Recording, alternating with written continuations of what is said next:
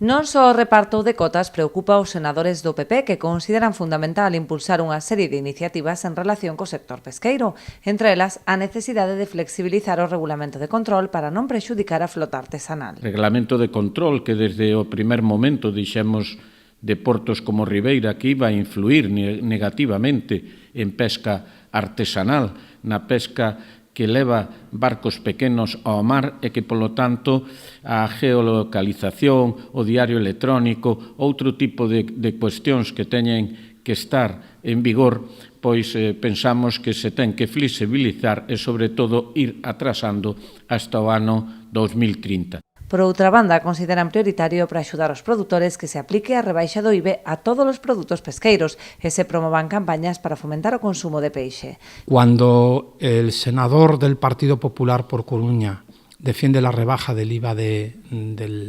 la pesca o defiende un tratamiento diferente en relación con la protección de esas zonas de veda diferente al que se ha hecho, está planteando asuntos concretos que afectan a los pescadores, que afectan a la viabilidad de la flota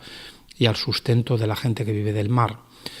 Lo único que el Partido Socialista fue capaz de proponer en la reunión de la comisión que se celebró el pasado martes fue un brindis al sol. Era una iniciativa en la que se pedía el apoyo del Senado a la promoción de la economía azul.